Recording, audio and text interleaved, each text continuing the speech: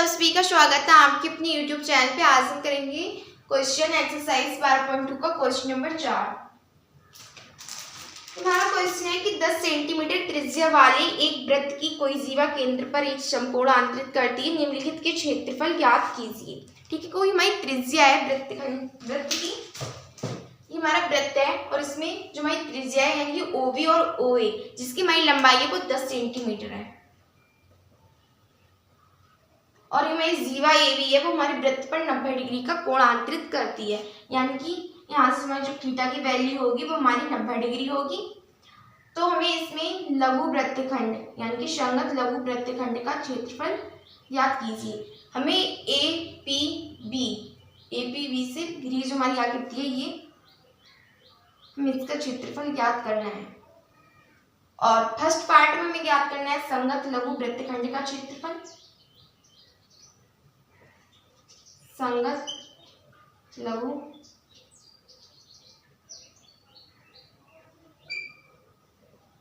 वृत्तखंड का क्षेत्रफल और हमें सेकंड पार्ट में ज्ञात करना है दीर्घ वृत्तखंड के क्षेत्रफल।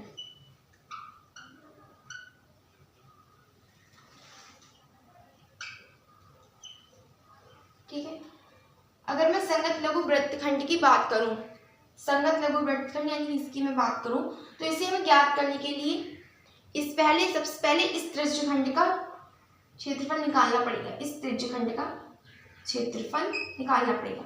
इस त्रिज्यखंड के क्षेत्रफल में से अगर मैं त्रिभुज OAB का क्षेत्रफल माइनस कर दूं तो मुझे APV यानी कि संगत लघु वृत्तखंड का क्षेत्रफल मिल जाएगा।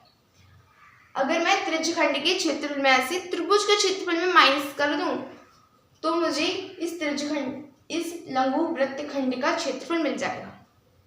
और इसका एक फॉर्मूला भी होता है संगत लघु वृत्तखंड का। लघु वृत्तखंड का हमारा एक फॉर्मूला होता है, इसको ज्ञात करने के लिए हमारा फॉर्मूला होता है πr² थीटा बटे 360 माइनस 1/2 r² साइन थीटा। ये हमारा फॉर्मूला होता है संगत लघु वृत्तखंड ज्ञात करने का। अगर मैं दीर्घ वृत्तखंड क्षेत्रफल की बात करूं, इसको ज्ञात करने के लिए सबसे पहले हम पूरे वृत्त का क्षेत्रफल निकालेंगे।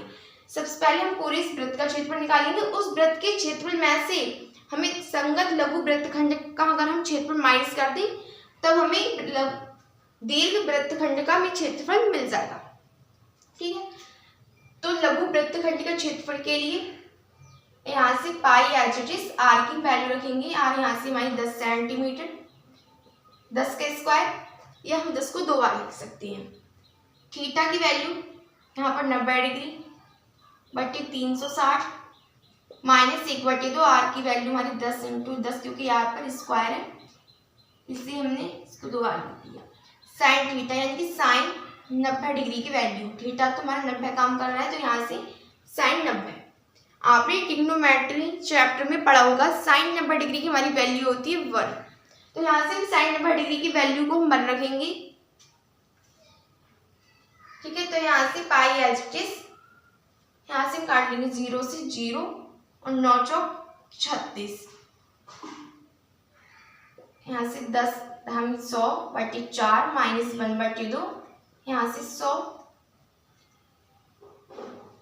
और साइन 90 की हमारी होती है वैल्यू 1 की गुणा हम 10 × 10 में करेंगे तो हमारे वही रहेगा।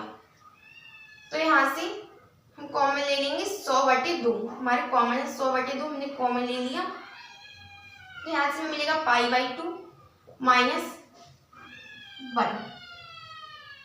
हमने 100/2 पूरा कॉमन ले लिया तो यहाँ बच्चा हमारा 1, यहाँ से π और यहाँ से 2 बच्चा। ठीक है,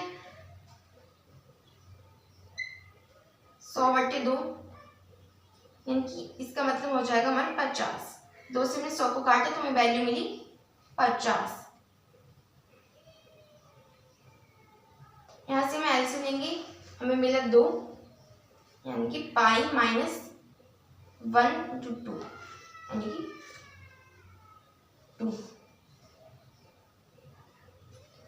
अब यहाँ से 50 पाई की वैल्यू रखेंगे हम 22/7, 22/7 रख दें, हम 3.14 भी रख सकते हैं, -2/22 2। तो यहाँ से हमें संगत लघु वृत्तखंड का क्षेत्रफल मिलेगा, वो मिलेगा हमें 50 ब्रैकेट, यहाँ से हमें मिलेगा 1.14, क्योंकि इसमें से हम 2 माइनस करेंगे तो हमें मिलेगा 1.14/2। 2 से काटेंगे इसको तो 0.25 और 2 शक्ति 14, यानी कि 50 इंटू 0.5 और 7। 0 एज इट इज 5 गुणा करेंगे इसमें 57 में, तो 5 सत्ते 35, यहाँ से लेगी 3, 5 25, 25 और 3 28.2 के बाद यानी कि 28.50।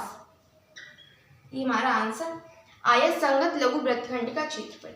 अगर मैं इसमें दीर्घ वृत्तखंड के क्षेत्रफल की बात करूं तो मैं सबसे पहले हमें वृत्तखंड का क्षेत्रफल निकालना पड़ेगा, यानी सबसे पहले हमें पूरे वृत्त का क्षेत्रफल निकालना पड़ेगा, फिर उसके बाद हमें लघु वृत्तखंड का क्षेत्रफल माइनस करना पड़ेगा, तो हमें इसका दीर्घ वृत्तखंड का क्षेत्रफल मिल जाएगा।